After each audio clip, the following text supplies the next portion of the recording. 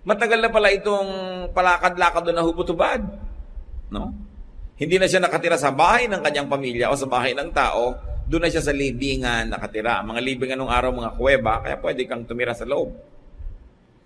So what are the effects of this spiritual domination? Nakedness, lack of propriety and dignity.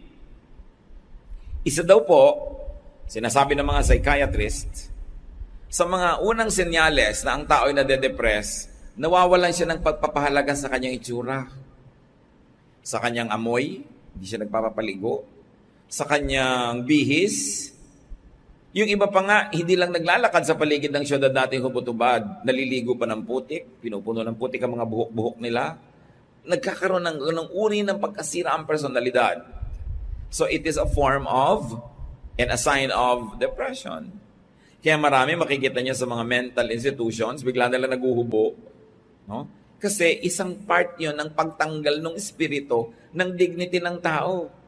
Kasi mula nang ang tao ay ma-realize niyang siya'y hubad at ikinahiya niya ang kanyang pagkahubad o kaya ay hindi naman dahil lang laging hiya, kundi gusto niyang maging proper, ang ginawa ng Panginoon, di ba dinamitan niya si Eva at si Adan? Tinakpan niya. Ayaw pala nila nang naka-expose, tinakpan.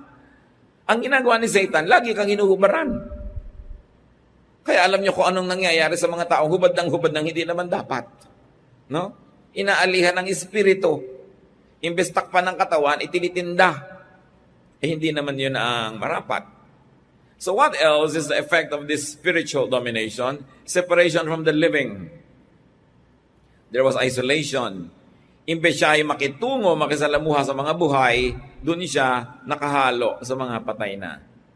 Another sign of depression, yung mga taong ayaw nang pumunta sa mga okasyon, ayaw nang umattend ng mga social gathering, ayaw nang makipagkapwa, ayaw nang makipagmabutihan.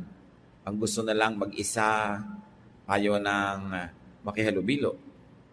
Binabasa natin ang lahat ng ito para maisip nyo, ay, ganun yata ang kuya ko, ganun yata yung ate ko, para makita natin kung kailangan ba ng healing ng mga mahal natin sa buhay.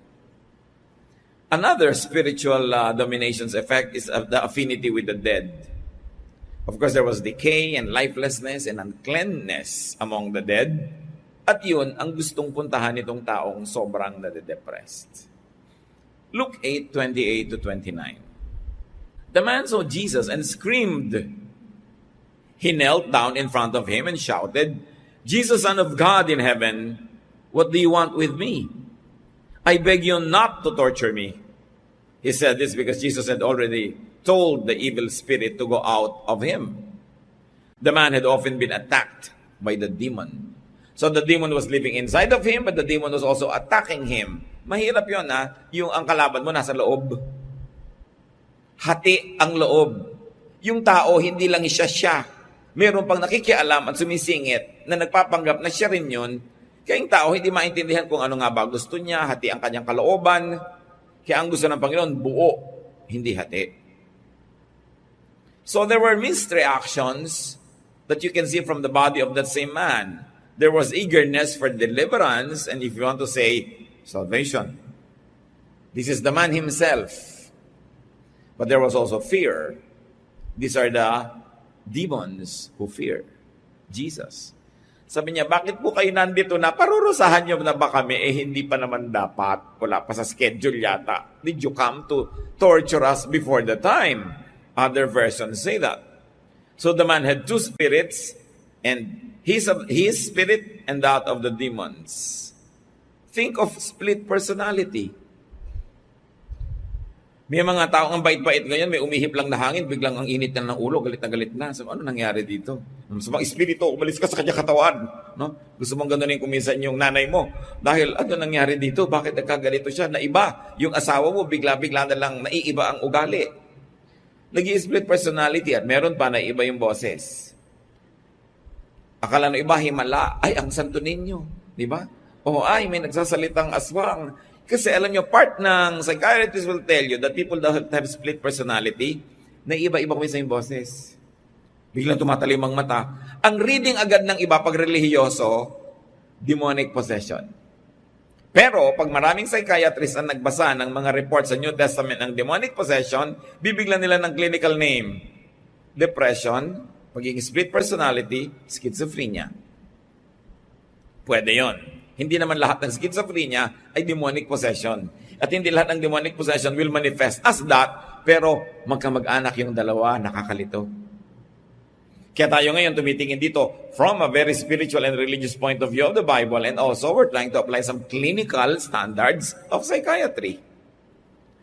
So the human spirit wanted to be freed. The evil spirits wanted to stay. They wanted to avoid torture and eviction. Ayaw nila pinapa-evict, bagabang hindi naman talaga sila taga-ron, but they wanted to be there. Luke 8:29. And even though he had been bound with chains and leg irons and kept under guard, he smashed whatever bound him. Then the demon would force him out into lonely places. So itinatali siya ng bakal na kadena sa kamay, bakal na kadena sa paa, pinuputo lang niya. Baliwala, sobrang lakas niya. At pupuwersahin ng espiritu yung katawan na lumayo, tumakbo, magpunta sa mga lugar na ilang, malungkot, at siya'y mapapag-isa. The spirits in the man were violent and strong, and they wanted to isolate the man from other people. They wanted to put or keep the man in lonely places. Bakit? Para kayanin nila. Kasi siyempre, pag yung evil spirit, na solo niya yung tao, walang makakapanalangin para sa tao, walang makakapagbigay ng pagmamahal, walang makakabigay ng pansin, kakayanin niya i-manipulate. Kaya isa sa mga signs nga of depression, yung nagiging antisocial. Ayaw makihalubilo. Dapat yon kung nararamdaman nyo mismo sa inyong katawan, labanan nyo yan. Kasi hindi nyo dapat papanalunan yung espiritu na gusto kayong ilayo sa kapwa-tao. Kung nakikita natin na nagaganap sa mga mahal natin sa buhay, let's make our company and companionship even more attractive and nicer and more caring so that the person that we love will have more reasons to stay with us rather than go away. Remember, meron ding tunay na pagkatao yan, nakikipaglaban doon sa spirito. So tulungan nyo yung tunay na siya na magwagi sa panalangin, sa payo, sa suporta. Luke 8:30, Jesus asked the man, "What is your name?" He answered, "My name is Lots." He said this because there were lots of demons in him.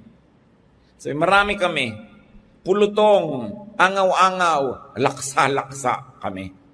No? Napakarami. Luke 8:31, they begged Jesus not to send them to the deep pit where they would be punished. So alam naman nilang ending nila. Matthew 25:41 mentions the everlasting fire prepared for the devil and his angels. So sabi, huwag mo naman kami pupuntahin doon. Gusto pa namin sa dakong ito. In verses 32 to 33, a large herd of pigs was feeding there on the hillside. So the demons begged Jesus to let them go into the pigs. And Jesus let them go. Then the demons left the man and went into the pigs. The whole herd rushed down the steep bank into the lake and drowned. Pag may mga nagtatanong sa akin, Pastor, paano ko po kaya maiwas ang sobrang kumain ng pagkarami-raming pork? Kasi ang hilig ko po talaga, ang sarap. Ay, basahin niyo yung Luke 8:32 to 33. Baka matulungan ka. No? Nasa dinami-rami ng malilipatan sa balat ng lupa, ay doon lumipat. No? Of course, hindi naman ibig sabihin yung kakainin mong pork chop, yan nakatirang espiritu, pero malay mo. Diba? So, isip-isipin mo na lang yung para kuminsan, hindi ka masyadong ganado, kumain ka na lang ng isda, which is healthful. Siyempre, magdaramdaman yung mga kapatiran natin, may piggery. Paminsan-minsan, doon kayo bumili sa kapatiran natin. Diba? So, the choice for uncleanness was the pigs. The spirits were very violent. They made their hosts self-destructive. Ganun na lang ang pagmamahal ng mga espiritu na yun sa lugar na yon o pagkamuhi. Ayaw nilang umalis. Gusto nila patuloy sila manggulo doon. Kaya nung papaalis sila sa tao at hindi nila matatanggihan, siyempre ang Panginoon, nakiusap, palipatin sa mga baboy. Oras namang nilipatan nila yung mga baboy, agad-agad yung mga baboy nawala ng bait, nawala rin sa sarili, nag-split personality rin sila, pero dahil sila ay mas mababa ang antas ng espiritu or wala sila siguro ang espiritu, sabi nga ni Solomon, sino ba makakapagsabi ng ganyan mga bagay? Pero ang point is this, Hindi nila nakaya.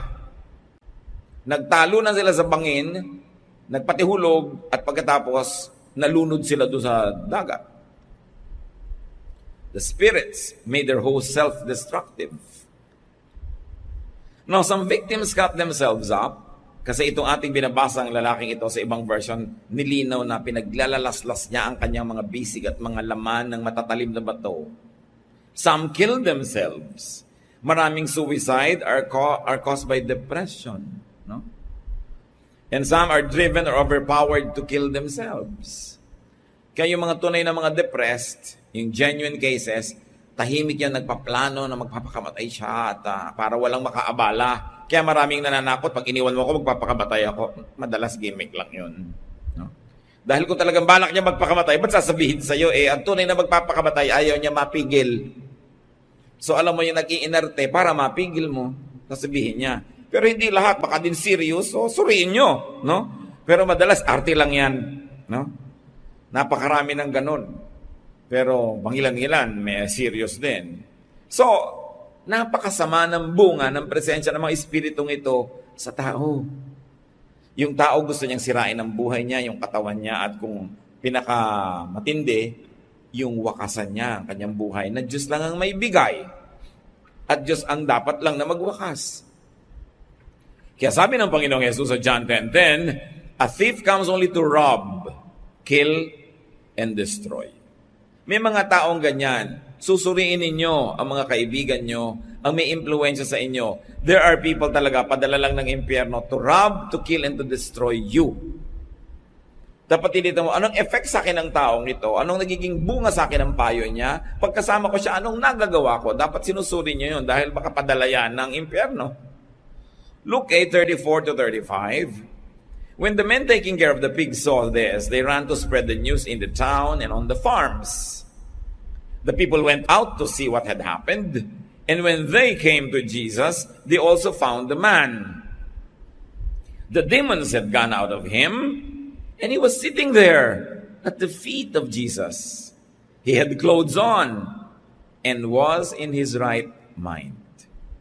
Ang ganda naman ang nangyari sa taong to, dinalaw lang ng Panginoon. Napalayas yung mga masasamang espiritong gumugulo sa kanya. At ngayon, tahimik na siyang nakaupo sa paanan ng Panginoon. What does it mean to sit at the feet of Jesus? To learn. To enjoy the wisdom and the fellowship of the Lord. Samantalang dati, hindi siya mapakali, takbo ng takbo, nag-aatungal, nagngangangal sa gabi, pumayapa. Pagkatapos, nadamitan na siya. Natakpan na ang kanyang pagkakahubad. Alam niyo, ang Diyos Ama nun, tinakpan niya sa Eva at si Eva matapos magkamali. Ngayon naman, ang Panginoon, tinakpan naman niya itong isang to. Matapos siyang hubaran ni Satanas. No? And then he was in his right mind. Bumalik siya sa kanyang sarili. Bumalik sa ulirat. Sa kultura natin, marami tayong pagpapahayag niya. Sabi mo, itong babaeng nawawala sa sarili. Di ba? Kung anong pinagagagawa, mawala lang ako sa sarili ko. Na bigla lang ako, hindi ako yun. Yung mga ganon. Unless you are using it as an excuse, may katotohanan. So the Jesus touch is very important. And what was the first element of the touch? Why are we studying it? Because we who have Jesus in our hearts must also give the Jesus touch to people. And the first element was he visited the man. Kung meron kayong alam na nade-depress, nalulungkot, naiibang ugali, dalawin. Make a connection. And then he drove away the demons from inside him. We can do that. You can either, in the name of Jesus, drive out demons, or just replace the position that the demons occupy by being there, by bringing cheer, by bringing happiness, by bringing encouragement. And then the Jesus touch restored the man's peace and serenity. Ano bang effect natin sa mga tao? Peace and serenity o trouble? Tayo din dapat nag-iisip, ano bang effect sa akin ng kaibigan ko na to? Anong effect sa akin ng babaeng ito? Anong effect sa akin ng lalaking ito? Natatahimik ba ako o naliligalig? Isara ang pinto at huwag papasukin ang mga maliligalig. The Jesus visit restored the man's dignity, propriety, and self-respect. Now he was clothed. And it also restored the man's sanity and intellect, wisdom, reason. Bumalik ang katinoan. Nawala kasi sa sarili, pero ngayon, ibinalik ng hipo ng Panginoon sa kanyang buhay.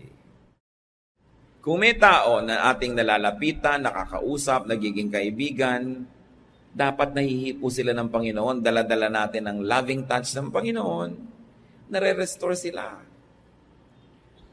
Nababalik yung ulirat, bumabalik ang katinoan, na itataboy ang mga kabaliwan at mga kabalbalan sa buhay at umaayos ang buhay. Yun dapat ang influence natin sa kapwa. At ganon din ang panukat natin sa influence natin ng iba. Kaya mga anak, pagka kayo ay pinagsasabihin ng mga magulang tungkol sa inyong mga kaibigan, suriin nyo, ano bang influence sa akin ng mga kaibigan ko? Napapataas ba yung grade ko o napapababa? Napapapasok ba ako sa eskwela o napapa-absent? Nagiging mabuti ba ako at matinong tao o lumalabas yung masama kong ugali? Ganun ang pagtingin mo sa tao, yung effect niya sa'yo. Dapat tinitingnan. Luke 8:35 to 37. But the people were terrified. Then all had seen the man healed, told about it. Everyone from around Gerasa begged Jesus to leave because they were so frightened. Sa halip na tanawin nilang utang na loob na yung lalaki ay pinalaya mula sa masamang espiritu, nagkaisa pa sila na pakiusapan ng Panginoong layasan ang lugar nila. Iwan niyo po kami, please lang. Why? Takot daw sila. Who drove Jesus away? Probably people who had lost the pigs. Yung mga may-ari at marami pa mga babuyan doon, baka mamaya, ganun din ang maganap. Alam niyo yung mga tao may alagang baboy, ayaw niya sa Panginoon. Ano man yung baboy na yun, ha? Hindi na yung literal na hayop, kundi ano mang kababuyan ang pinagkagagawa ng mga tao, ayaw nila nasasalin si Lord sa buhay nila. Tataboy nila. Kaya yayain mo mag-Bible study, yayain mo mag-worship, mag-prayer. Pag kami alagang mga baboy, ayaw. Mahirap yayain. No? So, malaman mo, may alaga siguro to. Pero huwag niya na namang usigin. No? Baka lalong humirap na imbitahin. Pero unawaan niya na aayaw niyan may i-give up eh. That's why you should be very assuring. Sino pa kaya sila? Those who were fearful due to ignorance. Alam niyo yung ignorance, malakas manakot. Dahil hindi nila alam ang naganap, natakot. Pinakamadali na lang gawin, paalisin yung nagbigay ng new point in the equation. Si Jesus, sabi niya, umalis po kayo. Sa halip na pakiusapan nila magstay at magpalayas pa ng maraming mga ganong espiritu, pinaalis. Hanggang ngayon, sa buhay natin, nangyayari yan. Ikaw itong magdadala ng mabuti, sa'yo pagalit. Ikaw ang nagbibigay ng magandang payo, ikaw ang nagbibigay ng magandang opinyon, sa'yo pa magagalit. Yung gustong tirahan sila ng mga masasamang espiritu. At sino pa kaya nagpaalis, edi siyempre, mga kakampi ng mga demons na yon, ayaw nila na ma-deliver yung marami mga tao from demonic disturbance. Fear of demons could be a bigger enemy than the demons themselves. Madali naman kausap ang mga demons eh. Anong sabi ni Lord? Anong sabi sa Bible? Resist the devil and he will flee from you. Resist lang. Tanggihan mo lang, alam naman niyang wala siyang karapatang magpilit, aalis. Pero yung takot, mas mahirap i-handle yon. These are the types who cause, promote, and worsen other people's depression. These types of people. Luke 8:37 to 39. When Jesus got into the boat to start back, the man who had been healed begged to go with him. But Jesus sent him off and said, "Go back home and tell everyone how much God has done for you."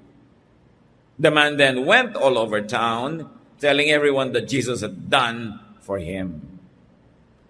So itong tao ngayong gumaling na, matino na, maayos na, ayaw na ngayong humiwalay kay Jesus.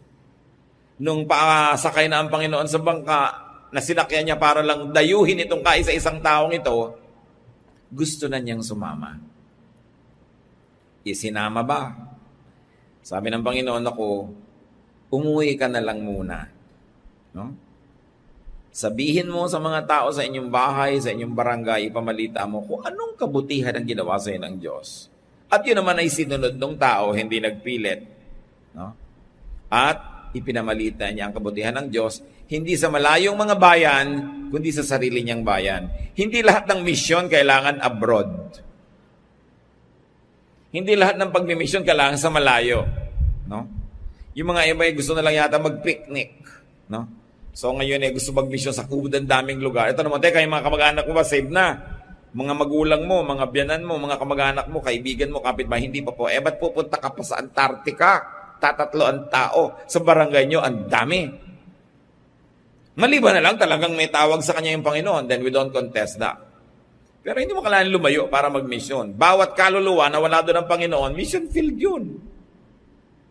At bawat taong nahipon na ng Panginoon, missionary na yon. Kaya may training ka kaya wala, mahirap ba ipamalita ang kabutihan ng Diyos? Kukwento mo lang naman yan. So the truly freed former demoniac desires the Lord's company and leadership. Ang mga tunay na tumanggap sa Panginoon, ang mga tunay na napalaya sa dating buhay, yung mga nakaranas ng kabaitan, kabutihan, kapayapaan na ibinibigay ng Panginoon, laging gusto sumama sa Panginoon. Sumama sa church activity, sumama sa mga prayer, sa mga worship, sumama sa mga gawain. Kasi the church is the body of the Lord. Saan mo pahahanapin yun? Yun na yung pinakamalinaw na pwede mong pagsalihan at pag-ubusan ng lakas mo. Sumusunod ka, gusto mo nandun. Every willing heart finds a reason to be in church. Every unwilling heart finds every excuse not to be there. Kaya nagkakakilanlan na yung mga mahilig talaga kung medyo masungit ang panahon, medyo may konting hirap pupunta. Doon mo na malalaman kung sino talaga yung determined. Dahil pag determined ka, malayo may malapit din. Sabi nga, pilit ko ring mararating. Huwag lamang masabi mong di kita ginigiliw, sabi ng kanta. So kung sasabihin mo sa Panginoon, magsaserve ka lang ba, pupunta ka lang ba, kung madali, kung mahirap, hindi na. So nakikita natin. Now, Jesus wants him to do something more personal and more urgent. Bakit naman sumasama na nga kay Lord, di pa niya sinama? Kasi ang tagal ng absent yung tao sa sarili niyang pamilya, nakatira kasama ng mga bangkay kung saan-saan nagpupunta. The Lord wanted him to be restored to his family and friends. He had been isolated for so long.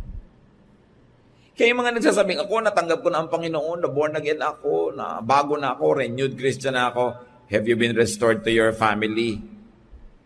Baka naman hanggang ngayon, di pa kinakausap yung biyanan mo. Di ba? Iniistan mo pa rin yung kapitbahay nyo, pero na-restore ka na kay Lord. Ang susunod na kasunod, be restored with people around you. Yun ang hinahanap ng Panginoon. Huwag kang sumama sa akin kung saan-saan. Umuwi ka sa inyo, makipag-ayos ka, makipagkasundo ka, renew your relationship. Dahil yun ang mission field mo. Hindi ka dapat nag-maintain ng mga hindi pakikipag-usap, alitan, galit. Samantalang nasa Panginoon ka na. Dapat ma-reconnect ka sa mga taong malapit sa iyo dahil magiging mission field mo sila. Dapat mo rin silang madala sa Panginoon. At para rin sa sarili mong kabutihan, di ba mainam naman yung pakiramdam na maganda yung samahan nyo kaysa hindi maganda? Tell people about God's saving and restoring work. Yan ang ginagawa ng mga nakakakilala sa Panginoon. So that more demoniacs could be freed. So sino tayo? One former demoniac who is now free in the Lord, trying to minister to somebody who is still not free. Ganun lang yun. One forgiven sinner leading another sinner to be forgiven para pare-parehong forgiven. Yun ang importansya ng ating pag-aakay sa kapwa patungo sa Panginoon. So the former demoniac becomes God's ambassador. Kita niyo talagang iba yung hinihipon ng Panginoon, nabaligtad. Siya ngayon ang spokesman ng Panginoon, samantalang dati, magbuka lang siya ng bibig, takbuhan na yung mga tao sa takot. Ngayon, blessing ang lalabas sa kanyang bibig. At sabi nga naman, the best way to beat an enemy is to turn him into a friend. So siguro, dating enemy of God's work itong taong ito, now, he is a worker in the Lord's mission. Ang ganda ng transformation. Now, let's read demonic domination here as depression. It is a suggested reading. Kasi talagang marami silang similarities. Though not all depressions may be caused by spirits. But depressions caused by spirits will show these signs. Why are we studying this? Because there could be a victim of demonic domination and depression in our own family, among your friends, in us. Baka mamaya hindi naman dapat iba pag-usapan, tayo pala. Kaya pala tayo dinala ng Panginoon ngayon dito para maisip natin, depressed kaya yung hipag ko? Depressed kaya yung kaibigan ko? Kasi kung minsan nagugulat na lang tayo, may biglang nagpakamatay na lang. Wala kang kamalay-malay, balak pala niyang gawin. Ang sakit. Kasi ang tagal na palang may signs, pero dahil hindi mo pinapansin, nung nalang namatay, tsaka kayo oo nga, no? Napansin mo pa ganito siya? Oo nga, napansin. Ba't kayo nyo lang pinag-uusapan? Kailan nakaburol na? Kasi hindi nga nauna yung pagiging sensitive. Kaya kailangan mauna yon. Aanhin pa daw ang damo kung patay na ang kabayo. Kaya kailangan maintindihan natin. Dumarami po ngayon ang mga nade-depress sa Pilipinas. Dumarami ang nai-imbalance ang spirito. Marahil dala ng sobrang lungkot. Kasi 10 million Filipinas are OFWs. Can you imagine naman yung social cost? Yung mga pangungulila, pagkainip, misang pangamba. Yung mahal mo sa buhay, ang layo, tapos ang selos ka, ang hirap naman yata, no? Ang layo-layo, parang wala kang kakontrol-control sa sitwasyon. Nagkakaroon ng mga depression ng mga tao. Ang dami-dami nating mga manggagawa ngayon, siyempre, dahil kailangan magtrabaho, nagtatrabaho ng panggabi ng mga shift, naiiba ang mga sleeping habits, nadi-imbalance yung katawan, ano magiging bunga niyan sa ugali? Ano magiging bunga? Kaya marami nagiging irritable, no? Nagiging mga unreasonable kung minsan yung mga init ng mga ulo nila. Kasi imbalance yung katawan. Nilikha tayo na may katawan, may espiritu, may kaluluwa. Dapat lahat siya ay naalagaan. Pero dahil nga sa economic needs, maraming stress on our bodies which will of course affect our emotion and will affect our spirit. Kaya dapat mas sensitive tayo. Now, what are the possible causes of depression? Isa ang pinaka-main cause niyan, a grave and lingering negative spirit. Maraming nakakapansin, marami daw sa mga nagtatrabaho sa panggabi, bugnutin, magagalitin, mabilis sumabog. Ano kasi, kuminsan ang dami nilang negative spirit na hawak. Lalo yung kuminsan ang trabaho mo, sumasagot ka ng telepono, iniiba mo pa kuminsan yung accent mo dahil siyempre, kunwari, kababayan ka niya. Yung palang ang hirap-hirap na, nagbabalat kayo ka. No? So, napipilitan ka dahil kailangan mo maghanap buhay.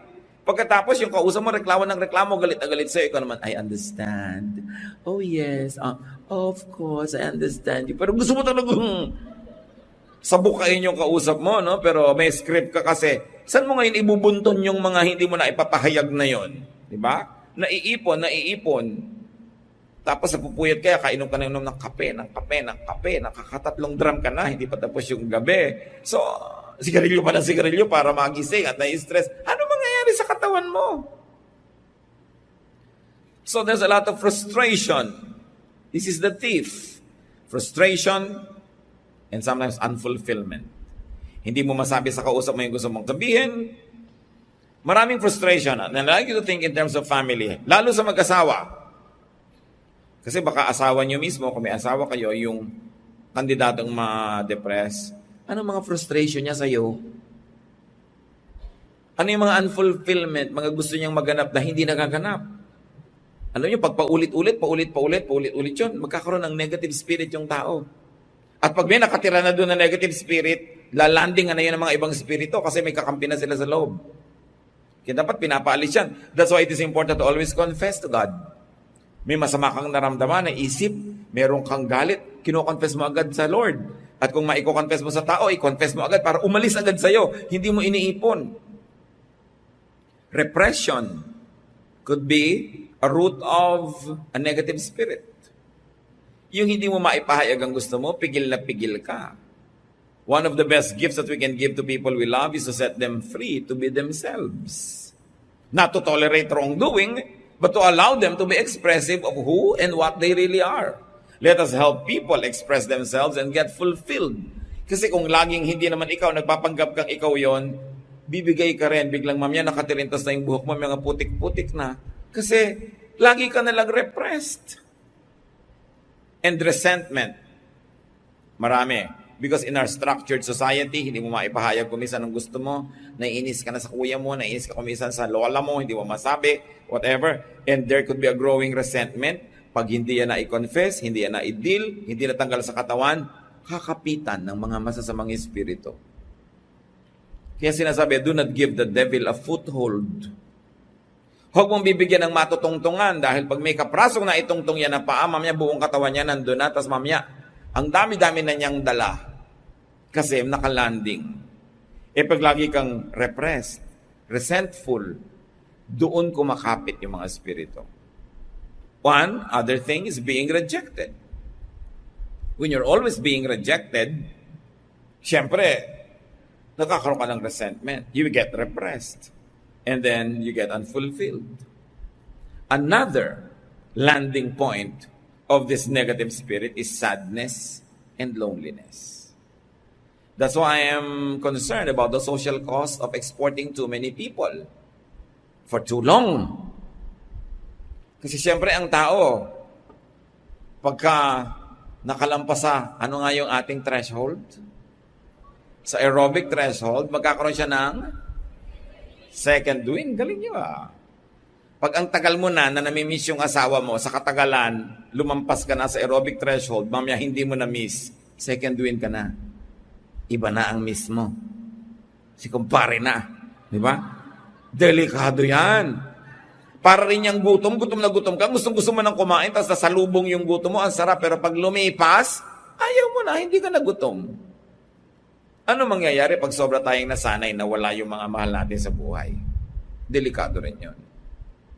Kaya dapat ang tao, Pastor, kailan po ba ako uuwi? At tagal ko na nag-abroad. Pag hindi mo na namimiss yung asawa mo, umuwi ka na. Sasabihin naman ng misis, kailan ko po ba pipigilin ng mag-abroad ang mister ko? Pag hindi ka na umiiyak sa airport, pag aalis siya, sobra ka ng sanay. Dapat hindi na siya umalis dahil baka wala na siyang balikan. Kaya nga napakalaking pananagutan sa ating pamahalaan, sa ating lipunan, sa mga pinuno, paunla rin ang bayan natin so we don't always have to export people because the social cost is too much.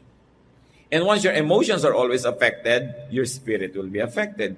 Kaya iba ang lakas nung merong Panginoon sa buhay nila, may Bible study, may fellowship, may mga kapatiran in a positive way. Ang laki ng support system mo.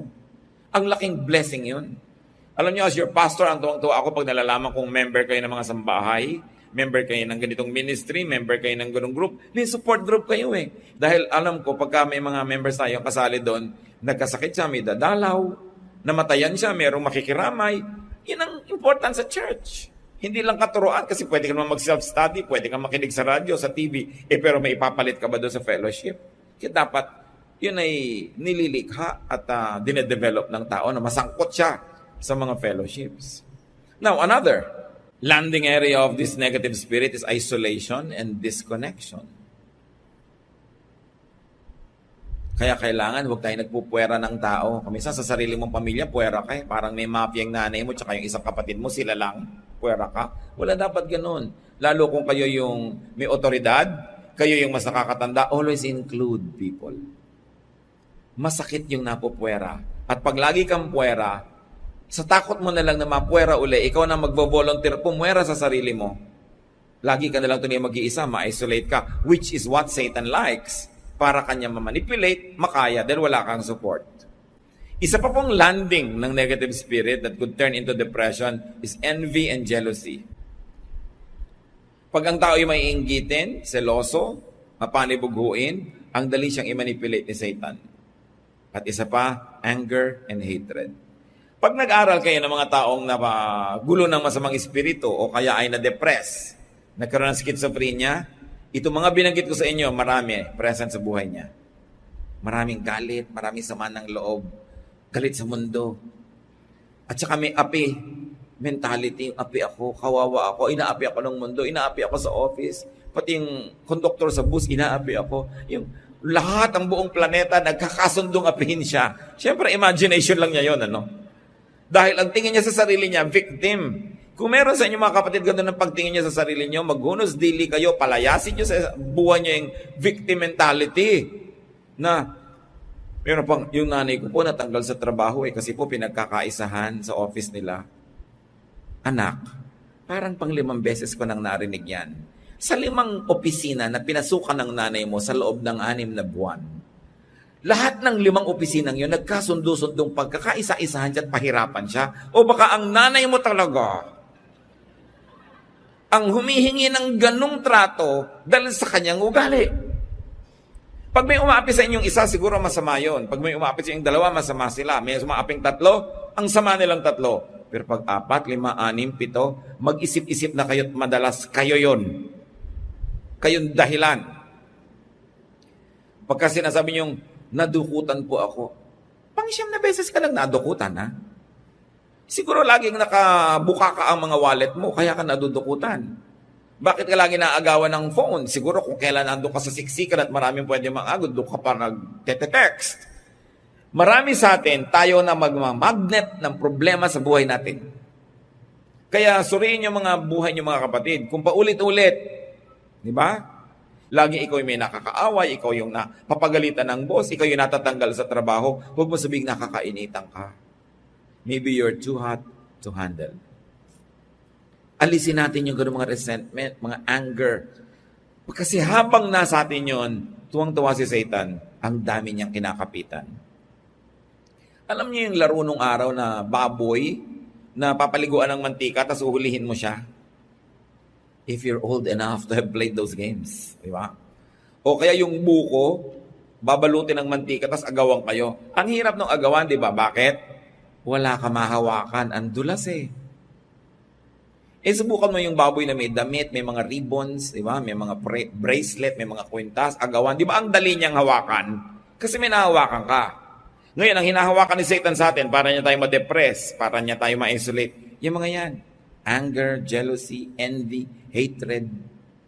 Pag meron kanyan, ang dali mo niyang mahawakan ka ni Satan. Namamanipulate ka. Kaya magsuri-suri tayo mga kapatid. Now, what are some effects of depression? Hindi mo na alam kung ito effect o ito yung dahilan, kung ito ang bunga o ito yung sanhi. Isolation. Pinag-usapan na natin kanina yan. Lifelessness, yan ang isa sa mga effect. Self-destruction. Self-mutilation. Likas at tao na nilikha tayo ng Diyos na mamahalin natin yung katawan natin. Ayaw nating masaktan yan. Ngayon, kung ikaw na naghahanap ng sakit ng katawan, ikaw na ang humihipa. Lagay ng mga sugat sa buhay mo, kung ano pinaglalagay mo sa katawan mo, mag-isip-isip ka, may nandadaya sa'yo. Because God has asked you to take care of your body. Your body is a temple of the Holy Spirit. So, may pandaraya nangyayari. Self-debasement. Kaya may mga tao walang galang sa sarili nila kung ipaghampasan nila yung katawan nila sa 4 na sulok ng Metro Manila. Kung gusto nila mang-attract, ang ginagawa nila halos maghubad. Hindi ka pa pwedeng ma-attract dahil ang galing mo mag-spell. Alam mo, attracted ako sa kanya, bakit ang galing mag-spell eh. Di ba? O dahil ang galing magluto, o wala ka na bang ibang pwedeng asset kung hindi yung ipaghampasan ng katawan mo sa balat ng lupa. Because you debase yourself. You make yourself cheap. Pero yan ay deception. Kasi sinasabi ni Satanas sa'yo, wala ka ibang asset kundi ang bewang mo. Di ba? Wala ka ibang asset kundi ang balakang mo. Wala kang ibang asset kundi ang buhok mo. It's a deception. Ang dami-daming asset ng tao. Pero yun na lamang na pagtutuunan ng pansin ng isang taong lumiliit ang pananaw. Isa pang effect, fear. Yung mga depressed people are afraid. No? And because they're always afraid, they lose their good reason. Kasi ang taong natatakot, nawawalan ng katwiran. So loss of reason is another symptom. What is a cure for depression? Kanina pa natin pinag-uusapan, the Jesus touch, the Jesus ministration. So visit. It's important to have visitation and connection and reconnection. Kung kayo yung nade-depress, walang dumadalaw sa inyo, kayo na yung dumalaw sa mga tao. Malay ba naman nila nade-depress kayo, hindi naman sila lagi nakatuon sa inyo at kayong pinapansin pirme. Pero pag napapansin mong, teka, depressed na yata ako, kayo nang gumawa ng paraan. Get out of your cave, leave the dead behind, reconnect with people who are alive. Conversation is one of them. Kaya nakita niyo sobrang mga nade-depress sa Amerika, sa mga developed economies, nagbabayad pa ng psychiatrist para lang makausap. They pay by minute or by the hour. Something that cannot happen in the Philippines. Dahil ayaw mo nang magsalita, pinipilit ka pa. Napaaminin ng mga kapitbahay mo na lahat ng bagay. Sa dami ng pwede makipag-usap, which is a blessing to us. Pero dapat naman lagyan natin ng saysay yung ating mga kwentuhan para may katuturan. Healing words. Ano ba yung mga healing words? I love you. I'm sorry. You are welcome. No? You're beautiful.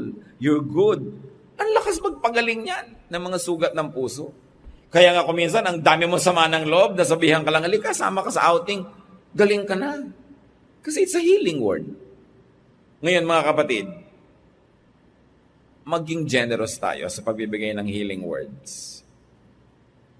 Kaya mahirap na trabaho yung critic. Halimbawa, professional critic ka, ang daming tao, pinapersonal yung criticism mo, marami tuloy galit sa'yo.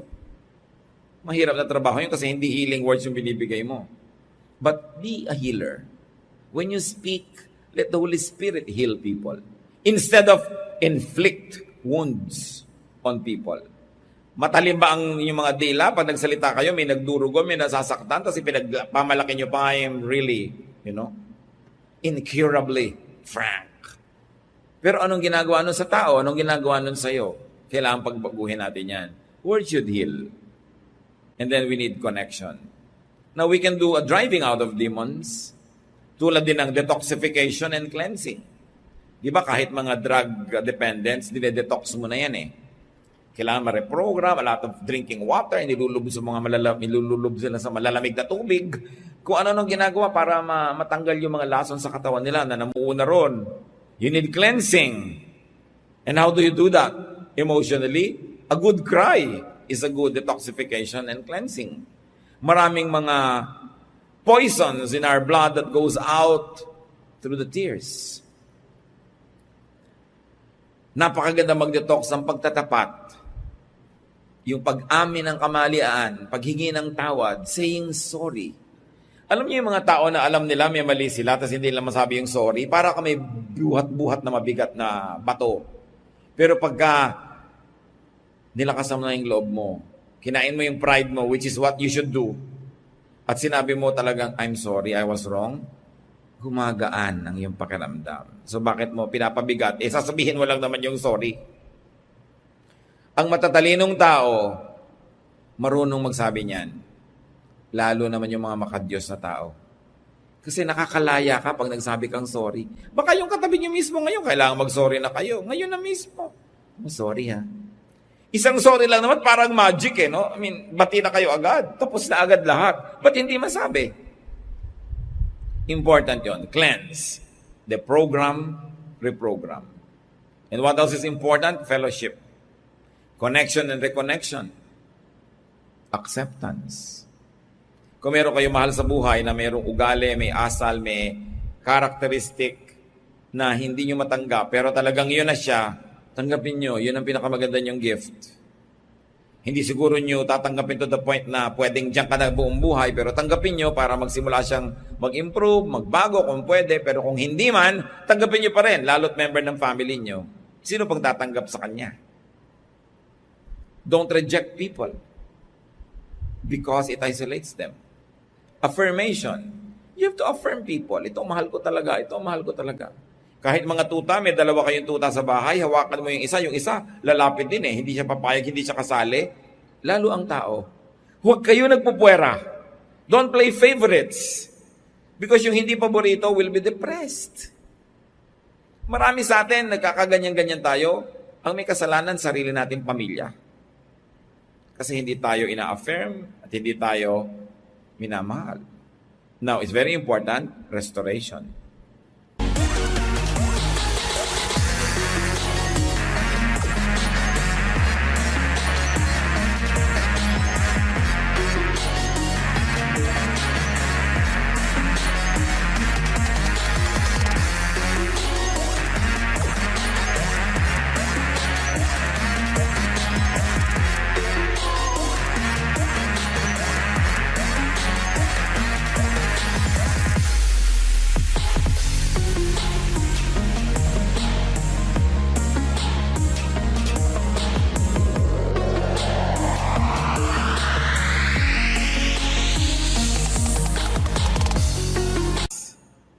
of the physical, mental, emotional, and spiritual aspects of the person.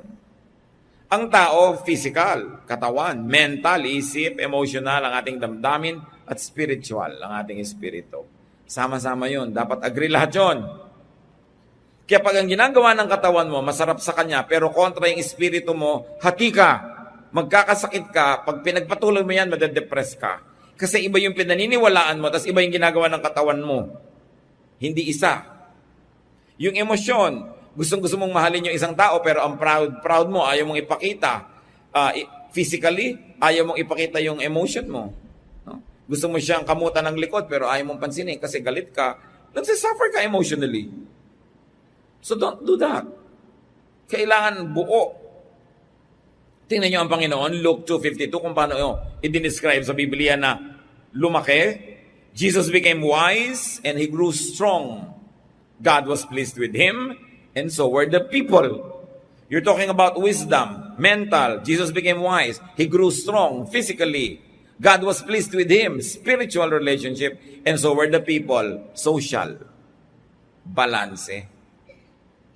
Kahit sa medicine, binabalance ka. Kaya pag mababa yung sugar mo, papataasin. Mababa yung platelets mo, papataasin para balance. Hindi pwedeng sobrang taas na kolesterol, papababain naman. Dapat balance. So, gano'n din ang pagkatao natin para tayo malusog. All kinds of imbalance will lead to sickness. Kaya ang sinasabi yun ng New International Version of the same verse, and Jesus grew in wisdom and stature and in favor with God and men. So, visit, touch, minister to someone possessed or someone depressed. Be sensitive. Be on the lookout for people who might need your help. Prevent depression among your loved ones. Tayo may pananagutan sa isa't isa, lalo sa ating mga pamilya. And prevent depression in you.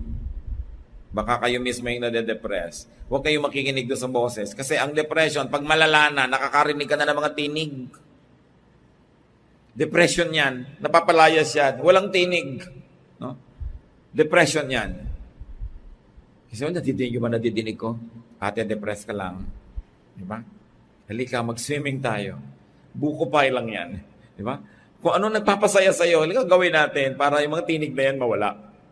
Kasi talaga, yung tinig na yan, pag nakakarinig ka na, lalo ka na paparanoid dahil bakit ako nakakarinig?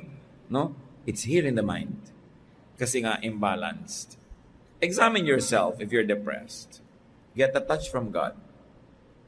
And reverse and balance your situations. Be free. God wants you free. The thief comes only to steal, kill, and destroy. Sabi ni Lord, I came that you might have life and have it abundantly. Dear God, we thank you that you care for us. Salamat sa napakagandang example na to na ang Panginoong Jesus tumawid ng dagat para sa isang tao lang. Turuan mo kami magpahalaga kahit sa isang tao lang, hindi laging numbers. At turuan mo kami tulad nung tao na yon na lumapit sa iyo. Labanan yung mga espiritu na sumisira sa amin at lumapit kami sa iyo, Panginoon, para kami mapagaling ninyo. Yumuko tayong lahat at manalangin with eyes closed and focus on the Lord.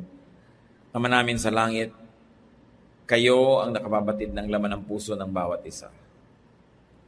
Sino man sa mga kapatid ngayon ang tatawag sa sarili nila na depressed, slightly depressed, very depressed, or candidate to be depressed. Panginoon, ngayon pa lang, hipuin niyo po kami. We reject and rebuke the spirit of depression and drive away these demons that would like to land in our spirit and destroy us. We come under the shadow of your Son, Jesus, and we reach out to you, O God, to touch your hand so that your power may be in us. Palayain niyo po ang bawat isang kapatid dito na nade-depress. Ituro niyo ang mga practical na dapat gawin to reconnect with people, to say the right things, to do the right things, to be in the right places so that this depression could be driven away. Hipuin niyo, Panginoon, pagalingin at bigyan ng balanse sa buhay. Bigyan niyo kami, Lord, ng discernment and wisdom to know what are the wrong things we do that lead to our depression, and teach us the right things we should be doing so we could be balanced, healthy, and free. At ganoon din, Panginoon, habang kami inakayuko sa iyong presensya, Inaalala namin ang mga kilala, kaibigan, mahal sa buhay, kamag-anak na sa tansya namin, Lord, maaaring depressed.